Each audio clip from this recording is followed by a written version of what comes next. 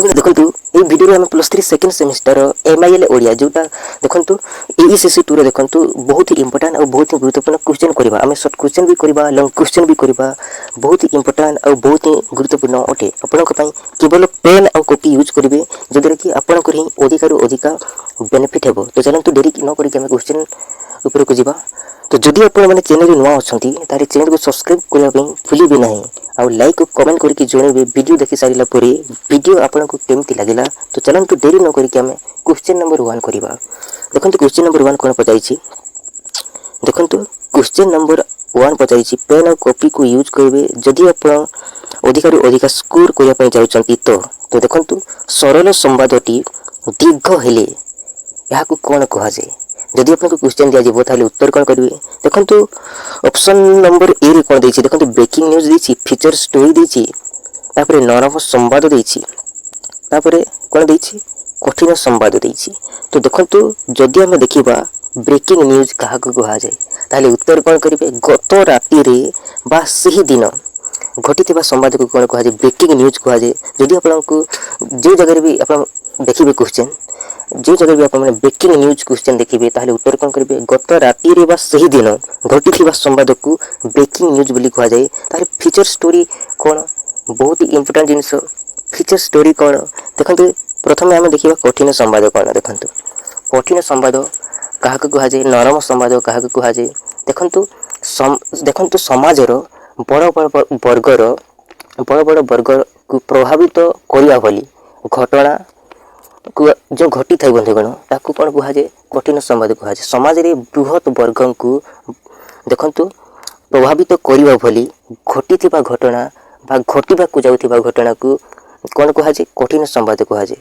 तो एटा बड़ बड़ वर्ग को एटा घटिथिबा जो प्रभावित करि थाए सेटा को कौन कहा जाए कठिन संवाद बोली कहा जाए तारे नरम संवाद कहा को कहा जाए देखंतु जे संवाद पई समयानुवर्तितार आवश्यकता न थाए जे कोनोसी समय रे भी जो घटनाटी घटी थाए ताकू आमे कोन कहिबा नरम संवाद कहा जाए तो नरम संवाद कोन जानि गले ब्रेकिंग न्यूज कोन जानि गले देखंतु गत राति रे बा सही दिन घटिथिबा संवाद को कोन कहा जिवो ब्रेकिंग न्यूज कहा जिवो ताले फीचर स्टोरी कोन देखंतु फीचर स्टोरी कहा को कहा जाए देखंतु सरल संवादटी दीर्घ हेले यहा को कोन कहा जिवो फीचर स्टोरी कहा जिवो तो फीचर स्टोरी हे जिवो एरा सठिक उत्तर कोन हे जिवो feature story option number B हे जिवो सठिक उत्तर तो बहुत ही इंपोर्टेंट और बहुत ही गुरुत्वपूर्ण क्वेश्चन थिला तो देखंतु परवर्ती क्वेश्चन को जिबा कोन पचाइछि देखंतु जदि आपन को क्वेश्चन दिया जिवो देखंतु क्वेश्चन कोन पचाइछि देखंतु के संवाद को स्पष्ट न्यूज बा ब्रेकिंग न्यूज बोली कहा जाय थे तारे उत्तर कोन करबे देखंतु बहुत ही इंपोर्टेंट जिनिस हम तो कठिन संवाद जानिछु नरम संवाद भी जानिछु फीचर स्टोरी भी जानिछु तो देखंतु फीचर स्टोरी कहा को कहा जाय एबे हम वर्तमान देखिले जे सरल संवादटी दीर्घ हेले यहा को कोन कहा जाय फीचर स्टोरी बोली कहा जाय फीचर स्टोरी बा फीचर भी कहा जाय यहा को फीचर बा फीचर स्टोरी बोली कहा जाय तो देखंतु ब्रेकिंग न्यूज को कोन कहा जाय स्पष्ट न्यूज भी कहा जाय और कोन कहा जाय दृढ़ संवाद कहा जाय तो मैं रखिबे दृढ़ संवाद हो जिवो यार सठिक उत्तर ए दृढ़ संवाद को स्पष्ट न्यूज बा ब्रेकिंग न्यूज मध्ये कहा जाय थे तो यार सठिक उत्तर जिवो दृढ़ संवाद तापर देखंतु परवर्ती क्वेश्चन हमको कोन पचारिछि देखंतु काहे कि कहा जाय देखंतु जदि आपन को क्वेश्चन दिया जेबो ताले उत्तर कोन करबे काहे कि ना देखंतु संवाद देखंतु ए संस्था गुडी को जे भी संवाद को प्रदान करि थाए से जत्ते शीघ्र संभव हेबो ना एटा कोन करि थाए प्रसारण करि थाए रेडियो माध्यम रे हो कि टीवी माध्यम रे हो जे कोनोसी माध्यम रे से माने बहुत ही जल्दी बहुत ही शीघ्र प्रसारण करिया पई चाहि थांती तेन करी यहा को कोन कहा जाय स्पष्ट न्यूज ब्रेकिंग न्यूज किबा दृढ़ संवाद मध्ये कहा जाय थाए तापर देखंतु जदि आपन क्वेश्चन दिया जेबो जे गुरुत्व अनुଯାयी संवाद केते प्रकार ताले यार सठिक उत्तर कोन करबे गुरुत्व अनुଯାयी संवाद हमर केते प्रकार 2 3 4 5 यार सठिक उत्तर कोन जेबो 2 प्रकार रहिछि 2 प्रकार ताले कोन कोन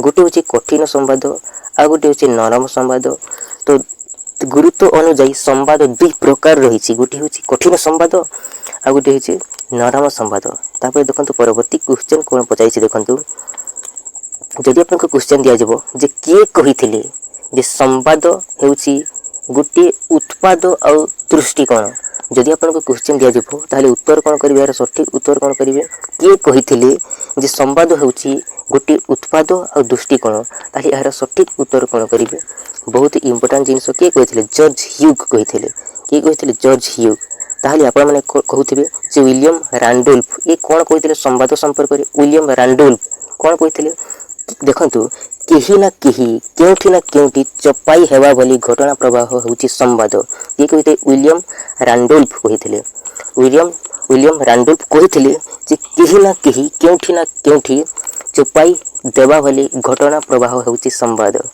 तो जदि आपको क्वेश्चन दिया जाबो उत्तर कौन करिवे विलियम रैंडोल्फ कर देबे। आ देखंतु के लोडर कौन कहिथिले संवाद संपर्क रे कौन मत देथिले ताले उत्तर कौन करिवे सांस्कृतिक बा विश्व रे जे कोनोसी क्षेत्र रे घटुतिबा जो घटना गुडी को घटुची सेटा आकर्षण करी बा भली घटना होउची संवाद। के कहिथिले के लोडर कहिथिले जे संवाद होउची सांस्कृतिक बा विश्व रे जे कोनोसी क्षेत्र रे हो शिक्षा क्षेत्र रे हो राजनीतिक क्षेत्र रे हो जे कोनोसी भी क्षेत्र रे हो जो देखा जाउथिबा आकर्षण जो करूची से भली घटना को कौन कह ना संवाद कह बोली कही कि लोडर कही ताहले देखंतु आ कौन देछि टर्नर कैटलेज जदि आपन क्वेश्चन दिया जे टर्नर कैटलेज ये कौन कहिथिले संवाद संपर्क रे कौन मत देथिले ताहले उत्तर कौन करिवे ए कहिथिले जे आजि पाइथिबा विवरणी आसंता काली को न थिबा होछि संवाद की कहिथिले टर्नर कैटलेज कहिथिले आजि पाइथिबा विवरणी आसंता काली को न थिबो एटा की कहिथिले देखंतु टर्नर कैटलेज कहिथिले। तो मन रखिबे पेन और कॉपी की यूज करिवे जोतिर कि आपनकर रिवीजन हेबो आपनकर मन रहिबो। तो देखंतु जॉन चांसेलर संवाद संपर्क रे कोन मत देथिले जदि आपन क्वेश्चन दिया जिवो ताले उत्तर कोन करिवे जॉन चांसेलर ए कहिथिले जे विभेद और परिवर्तन विवरणी होउची संवाद के कहिथिले जॉन चांसेलर कहिथिले। तो जॉन चांसेलर इज यार सठिक उत्तर जॉन चांसेलर। तो केतेटा क्वेश्चन कली हमें चारिटी क्वेश्चन कली एक गोटे क्वेश्चन रे। तो देखंतु परवर्ती क्वेश्चन को जिबा तो एक क्वेश्चन रे उत्तर कोन हेबो देखंतु किए कहिथिले जे संवाद होउची एक उत्पाद आ दृष्टिकोण किए कहिथिले। तो यार सठिक उत्तर हिजबो जॉर्ज ह्यूग कहिथिले जे संवाद होउची गोटे उत्पाद आ दृष्टिकोण। तापर देखंतु परवर्ती क्वेश्चन को जिबा परवर्ती क्वेश्चन हमको कोन पचारिछि देखंतु परवर्ती क्वेश्चन हमको पचारिछि देखंतु विलियम रिवर्स को मतरे संवाद केतोटी मुख्य उपादान रही। देखो फास्ट ऑफ ऑल जानवा दरकार जे विलियम रिवर्स संवाद संपर्क रे कोन मत देथिले जदि आपन क्वेश्चन दिया जिवो ताले उत्तर कोन करिवे विलियम रिवर्स मत देथिले जे तथ्य घटना और संख्याधिक व्यक्ति आग्रह सृष्टि करि पारुथिबा विषय गोटे समयानुवर्तिता विवरणी होउची संवाद बोली विलियम रिवर्स मत देथिले। देखो तथ्य घटना और अधिक व्यक्ति मान आग्रह सृष्टि करि पारुथिबा जे कोनसी घटना हो आग्रह सृष्टि करि पारुथिबो आउ देखंतु एटा गोटे समय रे होथिबो बोली के मत देथिले। जदि आपन क्वेश्चन दिया जबो ताले उत्तर कोन करिवे विलियम रिवर्स कहि देबे। आउ देखंतु क्वेश्चन हमको कोन पचाइछि देखंतु विलियम रिवर्स को मतरे संवादर केतोटी मुख्य उपादान रहिछि दुईटी उपादान रहिछि कोन कोन गोटी होउछि समयानुवर्तिता गोटी होउछि समयानुवर्तिता आ गोटी होउछि संख्या गरिष्ठ। तो देखो तो मन रखिए बहुत ही इंपोर्टेंट कहीं मत ही जना पड़ुची जे तथ्य घटना और संख्याधिक व्यक्ति आग्रह सृष्टि कर विषय गोटे समयानुवर्तिता होउची संवाद बोली से मत देथिले। तो से देखंतु तांका मतरे दुईटी मुख्य उपादान रही विलियम रिवर्स को मतरे संवादर दुईटी मुख्य उपादान रही गोटे होची समयानुवर्तिता आ गोटे होची संख्या गरिष्ठता। तो यहाँ ऊपर अधिक गुरुत्व दौले विलियम रिवर्स। तापर देखंतु परवर्ती क्वेश्चन को जिबा तो यार उत्तर कौन हो ऑप्शन नंबर ए हिजबो सठिक उत्तर। तापर देखंतु जदि आपन को क्वेश्चन दिया जिवो जे समस्त प्रतिकूल परिवेश मध्य परिबा बिकाली पुओ आईएएस परीक्षा रे कृतकार्य हेबा यह समाजर के उपादान जदि आपन को क्वेश्चन दिया जिवो ताहले यार सठिक उत्तर कौन करिवे। जदि आपको एमती क्वेश्चन दिया जिवो जे समस्त प्रतिकूल परिवेश मध्य देखंतु परिबा बिकाली पुओ आईएएस परीक्षा रे कृतकार्य हेबो यह କେଉଁ ପ୍ରକାର ଦେଖନ୍ତୁ କେଉଁ ସମ୍ବାଦର ଉପାଦାନ ବୋଲି ପଚାରିଛି। କେଉଁ ସମ୍ବାଦର ଉପାଦାନ ଦେଖନ୍ତୁ ଦେଖନ୍ତୁ ଏଇଟା ଗୋଟେ ସମ୍ବାଦର ଉପାଦାନର ଉଦାହରଣ ଅଟେ। ଏଇଟା ମନେ ରଖିବେ।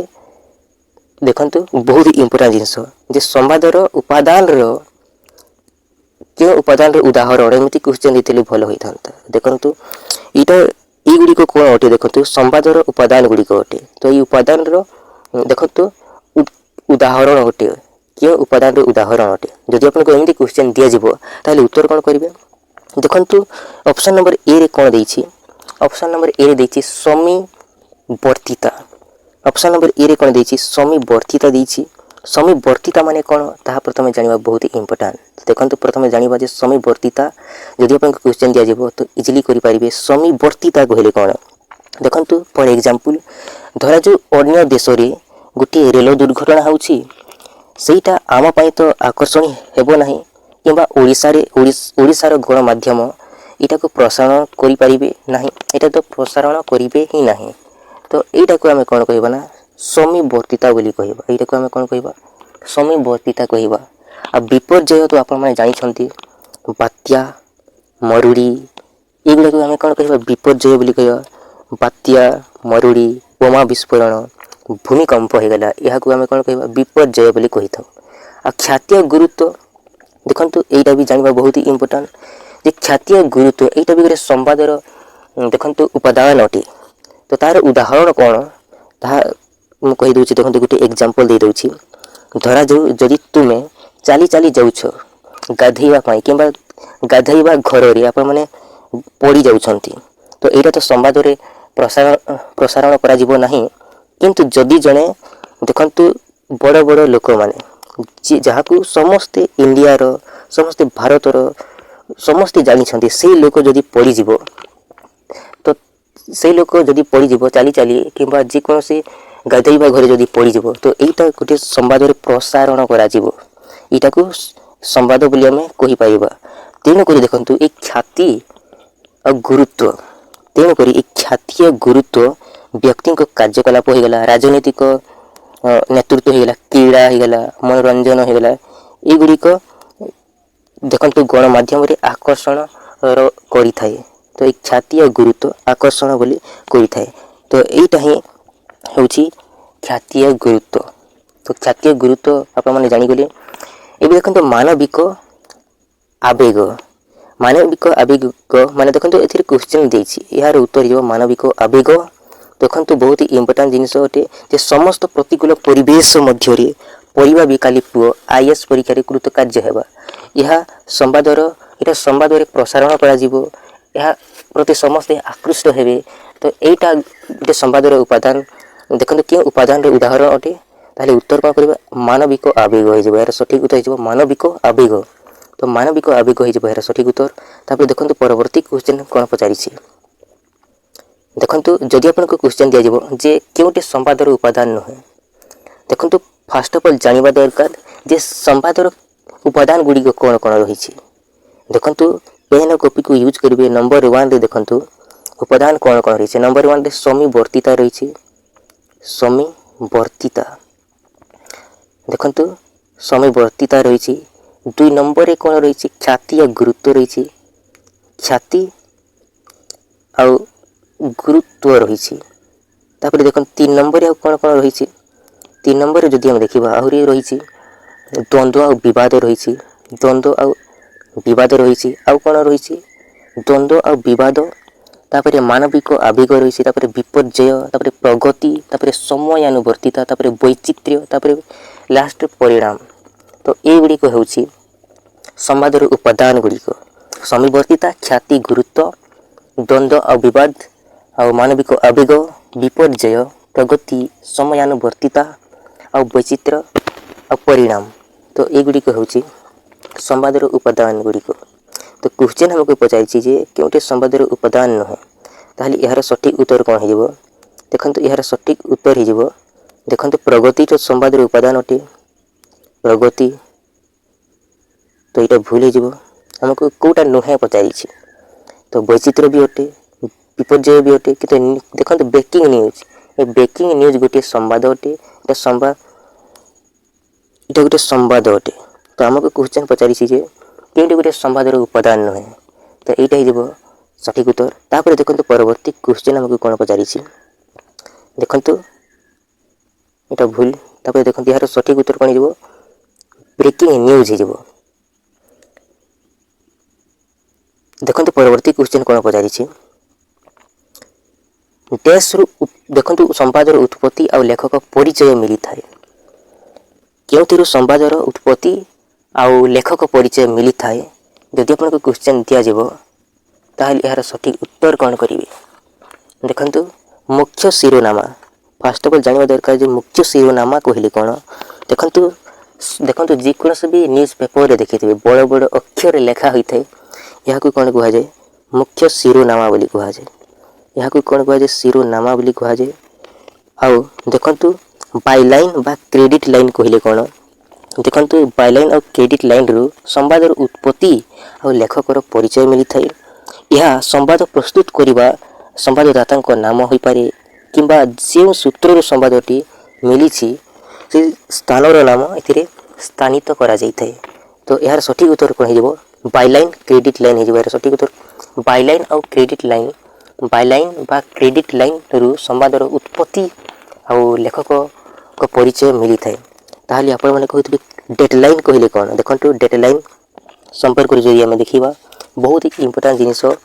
ଦେଖନ୍ତୁ ଏ କ୍ରେଡ଼ିଟ୍ ଲାଇନ୍ ଆପଣମାନେ ଦେଖୁଛନ୍ତି ବାଇଲାଇନ୍ ବା କ୍ରେଡ଼ିଟ୍ ଲାଇନ୍ର ଦେଖନ୍ତୁ ତଲକୁ, ଦେଖନ୍ତୁ ବାଇଲାଇନ୍ ଆଉ କ୍ରେଡ଼ିଟ୍ ଲାଇନ୍ ତଲକୁ ଦେଖନ୍ତୁ ତଳ ସ୍ଥାନରେ ଦେଖନ୍ତୁ ନାମ ଆଉ ତାରିଖ ଉଲ୍ଲେଖ ରହିଥାଏ। ପେପରରେ ଯେକୌଣସି ବି ନ୍ୟୁଜ୍ ପେପରରେ ଦେଖିଥିବେ ତାରିଖ ଆଉ ନାମ ଲେଖାଯାଇଥାଏ।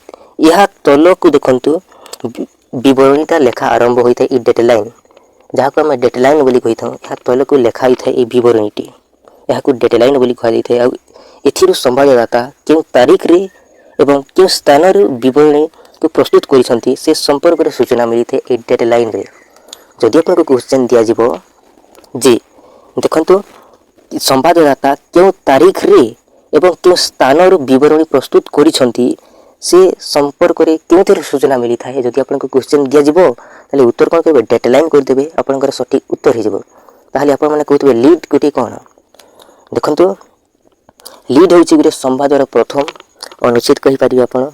ଦେଖନ୍ତୁ ଆପଣମାନେ 5W ଜାଣିଛନ୍ତି? 5W ହୁ, ହ୍ୱାଟ୍, ହ୍ୱେର୍, ତାପରେ ହ୍ୱେନ୍, ତାପରେ ହ୍ୱାଏ, ତାପରେ ହାଉ। 5WH ମାନେ କିଏ, କ'ଣ, କେଉଁଠାରେ, କେତେବେଳେ, କାହିଁକି ଆଉ କିପରି। ଦେଖନ୍ତୁ ଏଇଟା ହେଉଛି ସମ୍ବାଦର ମୂଳ ମନ୍ତ୍ର। ତ ଏଇଟା ଲିଡ୍ରେ ହିଁ ପ୍ରଦାନ କରାଯାଇଥାଏ ଏଗୁଡ଼ିକ, ଯେ ସମ୍ବାଦଟି କ'ଣ ଘଟିଲା, କିଏ ଜଡ଼ିତ ଅଛନ୍ତି, କେତେବେଳେ ଘଟିଲା, ଆଉ କେଉଁଠାରେ ଘଟିଲା, ଆଉ କାହିଁକି ଘଟିଲା, ଆଉ କିପରି ଘଟିଲା, ଏ ସମ୍ପର୍କରେ ଜଣାପଡ଼ିଥାଏ ଲିଡ୍ରୁ। ଲିଡ୍ରେ ସବୁକିଛି ଲେଖା ହୋଇଥାଏ। ତ ଏହାର ସଠିକ୍ ଉତ୍ତର କ'ଣ ହେବ? ଦେଖନ୍ତୁ କେଉଁଥିରୁ ସମ୍ବାଦର ଉତ୍ପତ୍ତି ଆଉ ଲେଖକ ପରିଚୟ ମିଳିଥାଏ? ତ ବାଇଲାଇନ୍ ଆଉ କ୍ରେଡ଼ିଟ୍ ଲାଇନ୍ରୁ। ତ ବାଇଲାଇନ୍ ଆଉ କ୍ରେଡ଼ିଟ୍ ଲାଇନ୍ ହେଇଯିବ ଏହାର ସଠିକ୍ ଉତ୍ତର। ତାପରେ ଦେଖନ୍ତୁ ପରବର୍ତ୍ତୀ କ୍ୱେଶ୍ଚନ୍ କ'ଣ ପଚାରିଛି, ଯଦି ଆପଣଙ୍କୁ କ୍ୱେଶ୍ଚନ୍ ଦିଆଯିବ ଯେ 5W ଆଉ 1H କ'ଣ, ଯଦି ଆପଣଙ୍କୁ କ୍ୱେଶ୍ଚନ୍ ଦିଆଯିବ ତାହେଲେ ଉତ୍ତର କ'ଣ କରିବେ? ଦେଖନ୍ତୁ ଏଗୁଡ଼ିକ ହେଲା ହୁ ବା କିଏ। ଦେଖନ୍ତୁ 5W ମାନେ କ'ଣ? 5ଟା W। ଦେଖନ୍ତୁ ତା ମାନେ କ'ଣ? ଦେଖନ୍ତୁ ହୁ ବା କିଏ, ତାପରେ ହ୍ୱାଟ୍ ବା କ'ଣ, ତାପରେ ହ୍ୱେୟାର୍ ବା କେଉଁଠାରେ, ବା ହ୍ୱେନ୍ ବା କେତେବେଳେ, ତାପରେ ହ୍ୱାଏ ବା କାହିଁକି, ଆଉ ହ୍ୱାଏ। ଦେଖନ୍ତୁ ହାଉ, ଏଚ୍ ମାନେ ହାଉ, କିପରି, ମାନେ ଘଟଣାଟି। ଦେଖନ୍ତୁ ଏହା ହେଉଛି ସମସ୍ତ ସମ୍ବାଦଦାତାଙ୍କର, ସମସ୍ତ ସମ୍ବାଦର ମୂଳ ମନ୍ତ୍ର ହେଉଛି 5W1H। 5W1H ହେଉଛି ସମସ୍ତ ସମ୍ବାଦର ମୂଳ ମନ୍ତ୍ର। ଏହା ଭଲ ସମ୍ବାଦ ବିବରଣୀ ଏହି ପ୍ରଶ୍ନଗୁଡ଼ିକର ଦେଇଥାଏ, ଏହି ପ୍ରଶ୍ନଗୁଡ଼ିକର ଉତ୍ତର ଦେଇଥାଏ। ଦେଖନ୍ତୁ କ'ଣ କ'ଣ ରହିଛି, କ'ଣ ଘଟିଲା, କିଏ ଜଡ଼ିତ, କେତେବେଳେ ଘଟିଲା, କେଉଁଠାରେ ଘଟିଲା, କାହିଁକି ଘଟିଲା, ଆଉ କିପରି ଘଟିଲା। ଏହି 5W1Hରୁ ମିଳିଥାଏ ଏହାର ଉତ୍ତର। ତ ତାପରେ ଦେଖନ୍ତୁ ପରବର୍ତ୍ତୀ କ୍ୱେଶ୍ଚନ୍ କ'ଣ ପଚାରିଛି, ବ୍ରେକିଂ ନ୍ୟୁଜ୍ କ'ଣ। ଯଦି ଆପଣଙ୍କୁ କ୍ୱେଶ୍ଚନ୍ ଦିଆଯିବ 3 mark question, 2 mark question 1 mark question ताले इजिली करि पारिबे ब्रेकिंग न्यूज कहले कोन देखंतु गत राति रे बा सही दिन घटिथिबा संवाद को ब्रेकिंग न्यूज बोली कहा जाय थे गत राति रे आ सही दिन घटिथिबा संवाद को ब्रेकिंग न्यूज कहा जाय थे आ एही ब्रेकिंग न्यूज देखंतु एही संवादर घटिथिबा घटनार तथ्य विवरणी एथिरे स्थानित करा जाय थे एथिरे मतामत किंबा विश्लेषण न थाय ब्रेकिंग न्यूज रे आ दृढ़ संवाद कहा जाय ब्रेकिंग न्यूज को दृढ़ संवाद स्पष्ट न्यूज मध्ये कहा जाय तो देखंतु दृढ़ संवाद मुख्यतः किए कोन केउठी केतेबेले किपरि 5W एथिरे रही थाए ई देखंतु ब्रेकिंग न्यूज रे आ एही संवाद देखंतु सरकारी कार्यक्रम हो गला सरकारी अनुष्ठान अपराध जेकोस भी घटना सामाजिक विषय परिवेश विज्ञान सबुठारे होई थाए ब्रेकिंग न्यूज आ गोटे संवाद रो देखंतु संवाद पत्र रो प्रथम पृष्ठा आ रेडियो बा टेलीविजन रो प्रथम संवाद रो केवल ए दृढ़ संवाद ही रही था देखिथिबे आपण माने टीवी रे देखिथिबे रेडियो रे सुनिथिबे जे मुख्य संवाद ब्रेकिंग न्यूज जो कहि थांती तो सेटा को कहा जे ब्रेकिंग न्यूज तो देखंतु हम बर्तमान किछि लॉन्ग क्वेश्चन करबा वीडियो टी केमति लागला कमेंट करके जणेबे चैनल नवा छथि तो चैनल को सब्सक्राइब करबा पे जेमिति न भूलिबे तो देखंतु हमें बर्तमान लॉन्ग क्वेश्चन करिया पे जेबा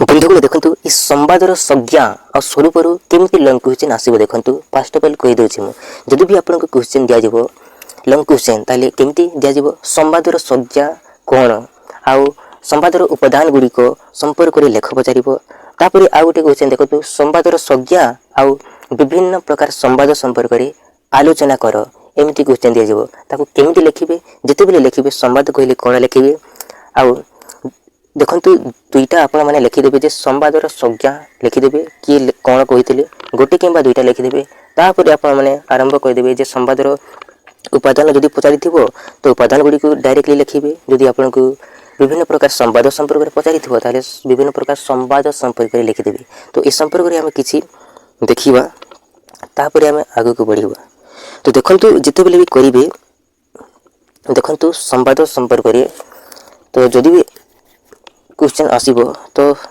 प्रथम कोन लिखिबे ना संवादर संज्ञा संपर्क रे करिवे जे संवाद कहिले कोन ता प्रथम लिखिबे देखंतु जो निर्दिष्ट समय घटना पाठक बा श्रोता दृष्टि आकर्षण करि पारे ताहाको कोन कहा जे संवाद कहा जे देखो जहा ग्रहण योग्य जहा दृष्टि आकर्षणकारी जहा गुरुत्वपूर्ण बोली संवाददाता आउ संवादक विवेचना करि थांती ताहाको कोन कहा जे संवाद कहा जाई थे एमति लिखि देबे तापरे कोन करबे ना गोटे किंबा दुईटा लिखि देबे जे की कोन कहिथिले संवाद संपर्क रे ताकु लिखि देबे केमति लिखिबे देखंतु संवाद होउची एक उत्पाद और दृष्टिकोण की कहिथिले जॉर्ज ह्यूग कहिथिले और देखंतु विलियम रैंडोल्फ कोन कहिथिले केही ना केउठी चपाई देवा भली घटना प्रभाव होउची संवाद कहि देबे आपनकर जोटा मन रहउची सेटा को एथिरे आपन माने लिखि देबे तो देखंतु बहुत ही इंपोर्टेंट और बहुत ही गुरुत्वपूर्ण तापर आपन माने उपादान को जिबे जे कोन कोन उपादान रहिछि कोन कोन ता ऊपर अधिक अधिक लिखिबे देखंतु परवर्ती क्वेश्चन जदि आपन को पचारिबो जे उपादान कहिले कोन तार देखंतु केते प्रकार कोन रहिछि ताकू आपन को लिखिबा पई पड़िबो तो प्रथम नाम टिके देखिदबा उपादान गुडी को कोन कोन रहिछि देखंतु तार उपादान नंबर 1 रे रहिछि तार उपादान कोन रहिछि देखंतु समीपवर्तीता ई समीपवर्तीता माने कोन देखंतु विदेश रे घटिथिबा गोटे रेल घटना आम पई तो आकर्षण होई पारिबो नाही एटा ओडिसा रे गणमाध्यम रे तो एटा प्रसारण करा जिवो नाही तो एटा को हम कोन कहिबा ना समीपवर्तीता कहिबा किंतु देखंतु जदि निज शहर रे मोटरसाइकिल घटना संवाद जदि हम देखिबा आकर्षित होइबे देखंतु एथिरे कोन कोन लेखा हिछि किंतु निज शहर रे होइतेबा गोटे मोटरसाइकिल दुर्घटना संवाद प्रति जनता आकर्षित होइबे निज शहर रे थिबा गणमाध्यम एही संवाद को स्थायित करिवे देखंतु निज देश रे जहाँ भी घटी मोटरसाइकिल बस जहाँ भी घटना होती यहीटा को आम संवाद बोली कहि परिबा किंतु अलगा देश रे जे होईची सेटा हम को तो निज देश पई तो आकर्षित करबा नाही निज देश रे निज ग्राम रे जोटा आकर्षित करूची जे घटना लोक माननकु ସେଇଟାକୁ ଆମେ କ'ଣ କହିବା ସମ୍ବାଦ ବୋଲି କହିବା। ଦେଖନ୍ତୁ ଆଉ କ'ଣ ଦେଇଛି, କିନ୍ତୁ ଏହି ଘଟଣାକୁ ଦିଲ୍ଲୀରେ ଗଣମାଧ୍ୟମ ସମ୍ବାଦ ଭାବେ ବିବେଚିତ କରି ନ ପାରନ୍ତି, କିନ୍ତୁ ଆମ ଦେଶରେ ଯେଉଁ ଘଟଣା ହେଉଛି ଆମର ଓଡ଼ିଶାରେ ସେଇଟା ଯଦି ଦିଲ୍ଲୀରେ ପ୍ରସାରଣ କରାଯିବ ତାହେଲେ ସେଇଟାକୁ ଆମେ ସମ୍ବାଦ ବୋଲି କହିପାରିବା ନାହିଁ। ତ ଦେଖନ୍ତୁ ଏଥିରେ ଆଉ କ'ଣ ଦେଇଛି, ସହସ୍ର ମାଇଲ ଦୂରରେ ଘଟୁଥିବା ଘଟଣା ତୁଳନାରେ ନିଜ ଅଞ୍ଚଳ ବା ସହରରେ ଘଟୁଥିବା ଘଟଣା ଜାଣିବା ପାଇଁ ପାଠକ ଅଧିକ ଆଗ୍ରହୀ ହୋଇଥାନ୍ତି, ତେଣୁକରି ଏହାକୁ କ'ଣ କୁହାଯାଏ ସମ୍ବାଦ ବୋଲି କୁହାଯାଇଥାଏ। ତ ଏଇଟା ହେଉଛି ପ୍ରଥମ ଉପାଦାନ ସମ୍ବାଦର। 2 ନମ୍ବର ଉପାଦାନ ହେଉଛି ଖ୍ୟାତି ଆଉ ଗୁରୁତ୍ୱ। ଦେଖନ୍ତୁ ଯଦି ତୁମେ ଏଥିରେ କ'ଣ ଲେଖା ହେଇଛି ଦେଖନ୍ତୁ, ଯଦି ତୁମେ ନିଜ ଗାଧୁଆ ଘରେ ପଡ଼ିଯାଅ କିମ୍ବା ଚାଲିବା ପାଇଁ ଯାଉଛ, ଚାଲି ଚାଲି ପଡ଼ିଯାଉଛ, ଏଇଟା ତ ଗଣମାଧ୍ୟମରେ ପ୍ରକାଶିତ ହେବ ନାହିଁ। କିନ୍ତୁ ଯଦି ଜଣେ ବଲିଉଡ଼ର ଅଭିନେତ୍ରୀ ଗାଧୁଆ ଘରେ ପଡ଼ିଯାଏ ତାହେଲେ ଏଇଟା ସମ୍ବାଦ ହୋଇପାରିବ, ଏଇଟାକୁ ପ୍ରସାରଣ କରାଯିବ। ତେଣୁ ଖ୍ୟାତି ସମ୍ପନ୍ନ ବ୍ୟକ୍ତି, ଯେକୌଣସି ବ୍ୟକ୍ତି, ଦେଖନ୍ତୁ ଯଦି ଆମେ ଦେଖିବା କାର୍ଯ୍ୟକଳାପ, ରାଜନୈତିକ ନେତୃତ୍ୱ, କ୍ରୀଡ଼ା, ମନୋରଞ୍ଜନରେ ଦେଖନ୍ତୁ ଯେଉଁ ହୋଇଥାଏ ଏଇଟା ଗଣମାଧ୍ୟମର ମୁଖ୍ୟ ଆକର୍ଷଣ ହୋଇଥାନ୍ତି, ଗଣମାଧ୍ୟମରେ ପ୍ରକାଶ କଲା ପରେ ଆକର୍ଷଣ ହୋଇଥାଏ। ତେଣୁକରି ଏହାକୁ ଆମେ କ'ଣ କହିବା ଖ୍ୟାତି ଆଉ ଗୁରୁତ୍ୱ ବୋଲି କହିପାରିବା ଏହାକୁ। ଏଇଟା ହେଲା 2 ନମ୍ବର ଉପାଦାନ। ଆଉ ଗୋଟେ ଉପାଦାନ କ'ଣ ରହିଛି ଦେଖନ୍ତୁ, ଦ୍ୱନ୍ଦ୍ୱ ଆଉ ବିବାଦ। ଦ୍ୱନ୍ଦ୍ୱ ଆଉ ବିବାଦ, ଦେଖନ୍ତୁ ଦ୍ୱନ୍ଦ୍ୱ ଆଉ ବିବାଦରେ ସବୁଠାରୁ ମୋଷ୍ଟ ଇମ୍ପୋର୍ଟାଣ୍ଟ ଜିନିଷ ହେଉଛି ମତଭେଦ ଆଉ ଯୁକ୍ତି ତର୍କ। ଏଥିରେ ଇମ୍ପୋର୍ଟାଣ୍ଟ ଜିନିଷ ହେଉଛି ମତଭେଦ ଆଉ ଯୁକ୍ତି ତର୍କ। ମତଭେଦ, ଯୁକ୍ତି ତର୍କ ଆଉ ଶତ୍ରୁତା ପରି ବିବାଦ ଏ ସମ୍ବାଦ ସୃଷ୍ଟି କରିଥାଏ। ଦେଖନ୍ତୁ ବହୁତ ଇମ୍ପୋର୍ଟାଣ୍ଟ ଜିନିଷ। ତାପରେ ଆଉ କ'ଣ କ'ଣ ଦେଖନ୍ତୁ, ବିବାଦୀୟ ଚିନ୍ତାଧାରା ଆଉ ବିତର୍କ ମଧ୍ୟ ସମ୍ବାଦ ସୃଷ୍ଟି କରିଥାଏ। ଦେଖନ୍ତୁ ତାପରେ ସମ୍ବାଦ ପଦବାଚ୍ୟ ହୋଇଥାଏ। କାହିଁକି ହୋଇଥାଏ ଦେଖନ୍ତୁ, କାରଣ ଏହା ସାମ୍ପ୍ରତିକ ପରିବେଶକୁ ବିଘ୍ନିତ କରିଦେଇଥାଏ ଆଉ ଏହାର ପରିଣାମ ଯଦି ଆମେ ଦେଖିବା ଅଧିକରୁ ଅଧିକ ଲୋକମାନଙ୍କୁ ପ୍ରଭାବିତ କରିଥାଏ। ତ ବିବାଦ ଆଉ ଦ୍ୱନ୍ଦ୍ୱ ଏଇଟା ବି ଗୋଟେ ଉପାଦାନ ଅଟେ, ସମ୍ବାଦର ଉପାଦାନ। ଆହୁରି ଉପାଦାନ ରହିଛି, କ'ଣ କ'ଣ ରହିଛି ତାକୁ ଆମେ ପ୍ରଥମେ ଦେଖିବା। ଦେଖନ୍ତୁ ଆହୁରି କ'ଣ କ'ଣ ରହିଛି ଦେଖନ୍ତୁ, ଯଦି ଆମେ ଦେଖିବା ବିବାଦ ଆଉ କ'ଣ ରହିଛି, ଏ ବିବାଦ ସମ୍ପର୍କରେ ଯଦି ଆମେ ଦେଖିବା ଧର୍ମ ହେଇଗଲା, କ୍ରୀଡ଼ା ହେଇଗଲା, ବ୍ୟବସାୟ ହେଇଗଲା, ଯେକୌଣସି ବି ଯୁଦ୍ଧ ହେଇଗଲା, ମାନବିକ ଅଧିକାର ଉଲ୍ଲଙ୍ଘନ, ଏଗୁଡ଼ିକରେ ପରିବେଶ ଆଉ ବାହାର ଦୁନିଆରେ ଏ ବିବାଦୀୟ ସମ୍ବାଦ ଲୋକଲୋଚନକୁ ଆସିଥାଏ। ତ ଏଇଟା ବି ଗୋଟେ ଉପାଦାନ ଅଟେ ସମ୍ବାଦର। ତାପରେ ଦେଖନ୍ତୁ ମାନବିକ ଆବେଗ। ଯଦି ଆମେ ଦେଖିବା ମାନବିକ ଆବେଗର ଦେଖିବା, ତ ଯଦି କୌଣସି ପରିସ୍ଥିତିରେ ବା ଘଟଣା ସହ ଆବେଗିକ ସମ୍ପର୍କ ରହିଛି ତାହେଲେ ଏଥିରୁ ଯେଉଁ ସୃଷ୍ଟି ହୋଇଥାଏ ତାକୁ ଆମେ ସମ୍ବାଦରେ ଏଇଟା ମାନବିକ ଆବେଗ ରହିବ ଆଉ ଏଇଟା ରହିଥାଏ। ଦେଖନ୍ତୁ ଏକ୍ଜାମ୍ପଲ୍ ଏଥିରେ ଦେଇଛି, ଦେଖନ୍ତୁ ଏଥିରେ ଏକ୍ଜାମ୍ପଲ୍ ବି ଦେଇଛି। କ'ଣ ଦେଇଛି ଦେଖନ୍ତୁ, ସମସ୍ତ ପ୍ରତିକୂଳ ପରିବେଶ ମଧ୍ୟରେ, ଦେଖନ୍ତୁ ସମସ୍ତ ପ୍ରତିକୂଳ ପରିବେଶ ମଧ୍ୟରେ ପରିବା ବିକାଳି ପୁଅ IAS ପରୀକ୍ଷାରେ କୃତକାର୍ଯ୍ୟ ହେବା, ଏଇଟା ଗୋଟେ ସକାରାତ୍ମକ ସମ୍ବାଦ ଭାବେ ପରିଗଣିତ। ତେଣୁକରି ଏହାକୁ ମାନବିକ ଆବେଗ ହୋଇଯିବ, ଏହାର ଉଦାହରଣ ଅଟେ। ତ ମାନବିକ ଆବେଗ ହେଉଛି ସମ୍ବାଦର ଉପାଦାନ।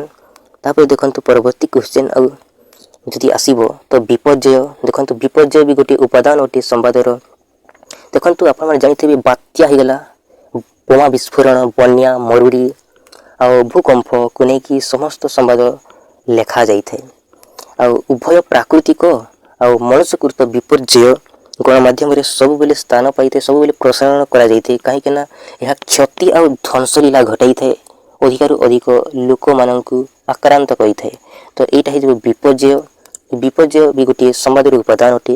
ତାପରେ ଦେଖନ୍ତୁ ଆଉ କ'ଣ କ'ଣ ରହିଛି, ଦେଖନ୍ତୁ ପ୍ରଗତି। ପ୍ରଗତି ଯଦି ଆମେ ଦେଖିବା, ଦେଖନ୍ତୁ ସ୍ଥାନୀୟ ସ୍ୱାୟତ୍ତ ଶାସନ ବ୍ୟବସ୍ଥାରେ ମହିଳା ପ୍ରତିନିଧି ଯଦି ଆମେ ଦେଖିବା ସଂଖ୍ୟା ବୃଦ୍ଧି ଗୋଟିଏ ପ୍ରଗତିମୂଳକ ସମ୍ବାଦ ଭାବେ ବିବେଚିତ ହୋଇପାରିବ।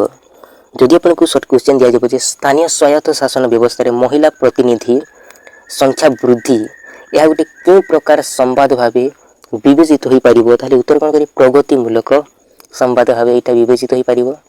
ଯଦି ଆମେ ଦେଖିବା ଯେକୌଣସି କ୍ଷେତ୍ରରେ, ଦେଖନ୍ତୁ ଏଇ ପ୍ରଗତି, ଯଦି ଆମେ ଦେଖିବା ପ୍ରଗତି ଏହି ଉପାଦାନ ଅଟେ ସମ୍ବାଦର, ଯେକୌଣସି କ୍ଷେତ୍ରରେ ପ୍ରଗତି ବା ବିକାଶ ସମ୍ବାଦ ସୃଷ୍ଟି କରିଥାଏ।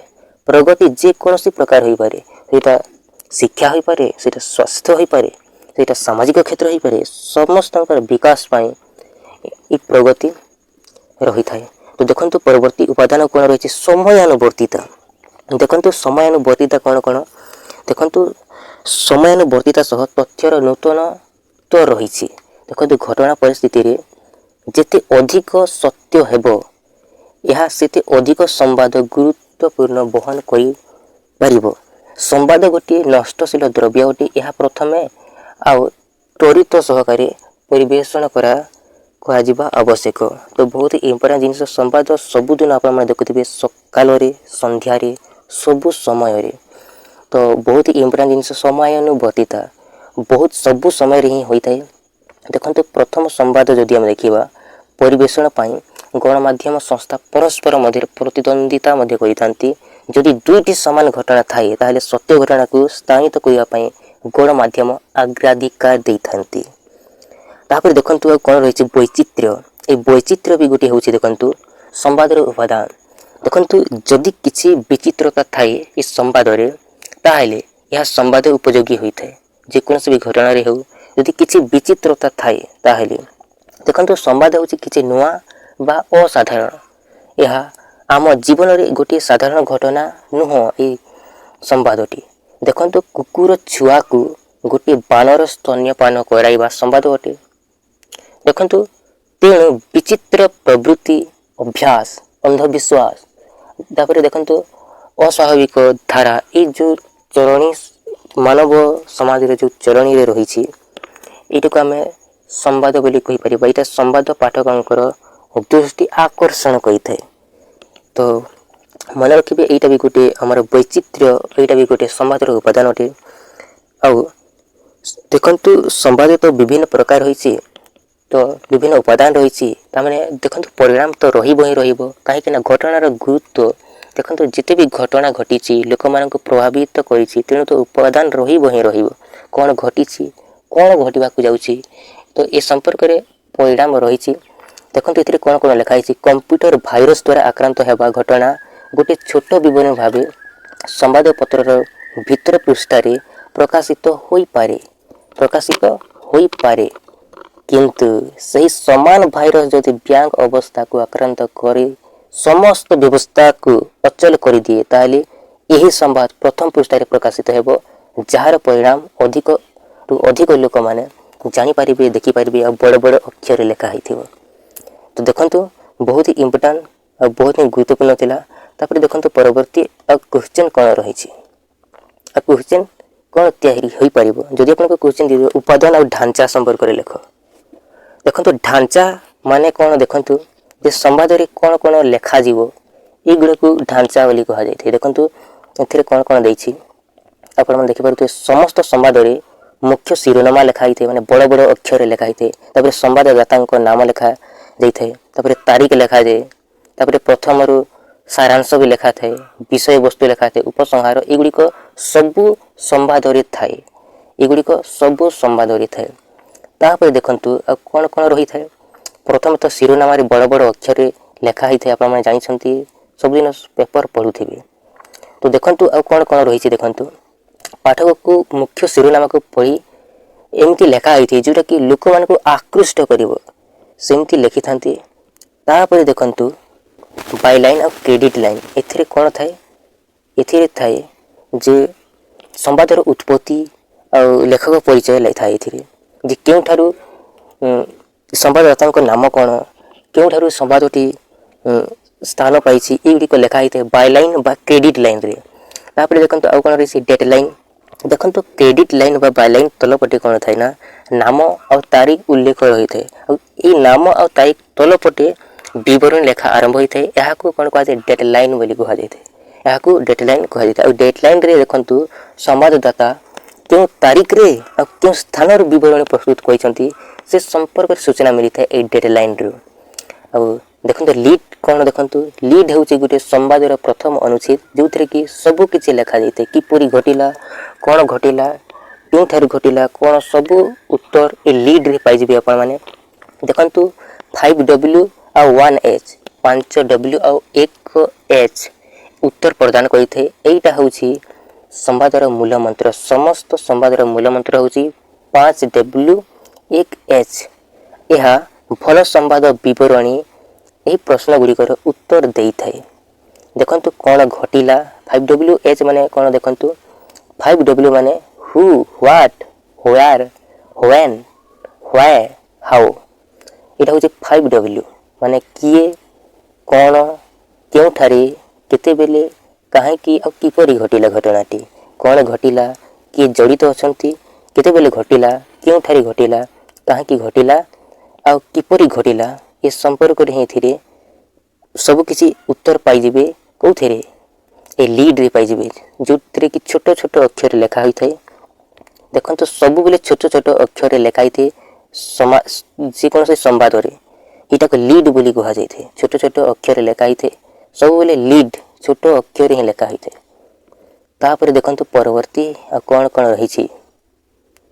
ଯଦି ଆପଣଙ୍କୁ କ୍ୱେଶ୍ଚନ୍ ଦିଆଯିବ ଯେ ସମ୍ବାଦର, ଦେଖନ୍ତୁ ଯଦି ଆପଣଙ୍କୁ କ୍ୱେଶ୍ଚନ୍ ଦିଆଯିବ, କ୍ୱେଶ୍ଚନ୍ କ'ଣ ଦିଆଯିବ ଯେ ସମ୍ବାଦର ବିଭିନ୍ନ ପ୍ରକାର ସମ୍ପର୍କରେ ଲେଖ, ତାହେଲେ ଉତ୍ତର କ'ଣ କରିବେ। ସମ୍ବାଦ ଆମର ଦେଖନ୍ତୁ ଦୁଇ ପ୍ରକାର ରହିଛି।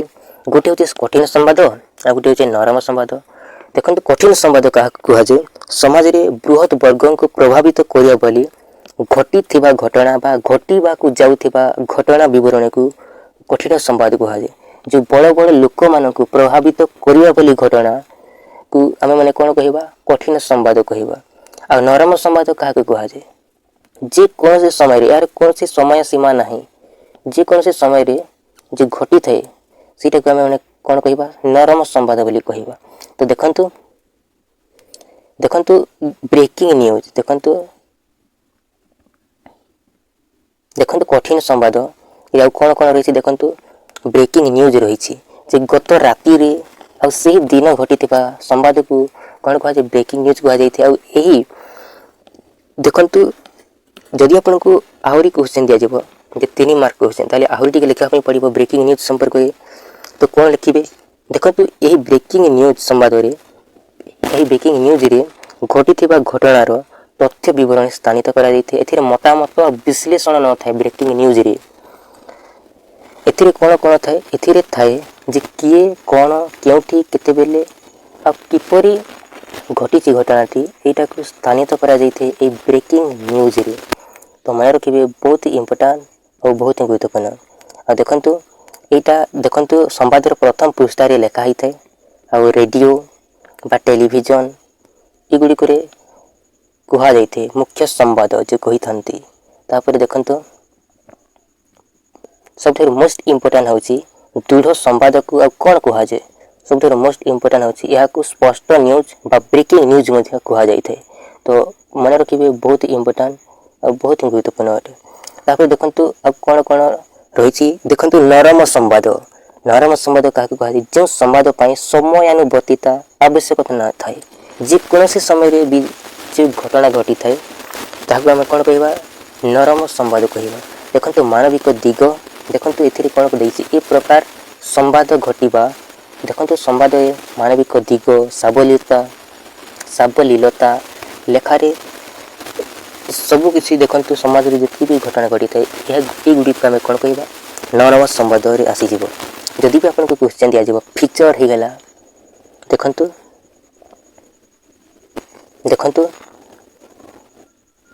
ଫିଚର ହେଇଗଲା ସମ୍ପାଦକୀୟ ପ୍ରବନ୍ଧ, ଏଗୁଡ଼ିକ ହେଉଛି ନରମ ସମ୍ବାଦରେ ଉଦାହରଣ ଅଟେ। ଦେଖନ୍ତୁ ପ୍ରତିକ୍ରିୟା ଆଉ ମତାମତ ମଧ୍ୟ ଏହି ନରମ ସମ୍ବାଦର ଅନ୍ତର୍ଭୁକ୍ତ। ଯଦି ଆପଣଙ୍କୁ କ୍ୱେଶ୍ଚନ୍ ଦିଆଯିବ ଯେ ଫିଚର ଏଇଟା କେଉଁ ସମ୍ବାଦର ଅନ୍ତର୍ଭୁକ୍ତ, ତାହେଲେ ଉତ୍ତର କ'ଣ କରିବେ, ନରମ ସମ୍ବାଦ କହିଦେବେ। ତାପରେ ଦେଖନ୍ତୁ ଆଉ କ'ଣ କ'ଣ ରହିଛି। ଦେଖନ୍ତୁ ଉଦାହରଣ ଦେଇଛି ନରମ ସମ୍ବାଦର ଗୋଟେ ଉଦାହରଣ ଦେଇଛି ଏଇ ଜାଗାରେ। ଦେଖନ୍ତୁ ଯେ ନରମ ସମ୍ବାଦ, ଦେଖନ୍ତୁ ଭୀଷଣ ଝଡ଼ ବାତ୍ୟାରେ ଗୋଟିଏ ଅଞ୍ଚଳରେ ଯେକୌଣସି ବି ଜାଗାରେ ଅଧିକରୁ ଅଧିକ ବ୍ୟକ୍ତି ପ୍ରାଣ ହରାଇବା ସମ୍ବାଦ ଗୋଟିଏ କଠିନ ସମ୍ବାଦ ଅଟେ। ଆପଣମାନେ ଜାଣିଗଲେ କଠିନ ସମ୍ବାଦ।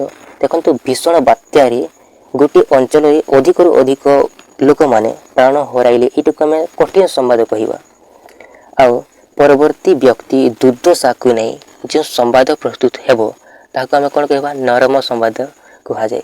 ତ ଯଦି ଆପଣଙ୍କୁ କ୍ୱେଶ୍ଚନ୍ ଦିଆଯିବ ଯେ कठिन संवाद और नरम संवाद मध्य पार्थक्य कौन तो उदाहरण देदेवी आपंकर सठिक उत्तर जीव देखो कठिन संवाद ताकू आम कह अधिक रु अधिक लोक मैंने प्राण हरइबे ताकू आम मैंने कौन कह कठिन संवाद कह कहीं अधिक रु अधिक लोक मान बड़ बड़ लोक मान आकृष्ट कर लोक मान प्रभावित कर तो यह आम कौन कहना कठिन संवाद बोली कहवा तापर देखो कौन कौन रही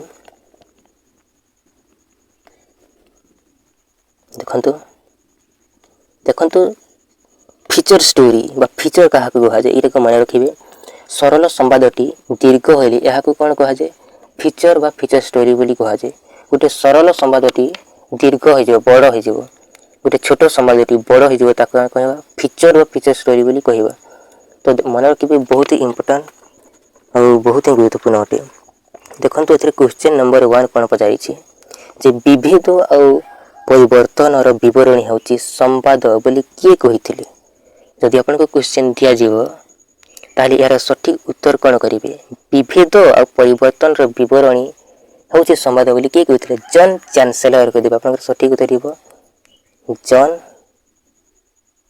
चांसेलर मन रखिए वीडियो केमती लगे कमेंट करके जनइबे जदि चैनल नुआ अच्छा तो चैनल को भी सब्सक्राइब करने जमी न भूलिए और देखो जदि आप टेलीग्राम चैनल जॉइन होना तो वीडियो तले पटे लिंक पाइबे टेलीग्राम चैनल लिंक तो कमेंट और लाइक करने भूलिए ना जदि कि आपको आहरी वीडियो नहीं आसबि so thank you so much जय हिंद बंधुगण।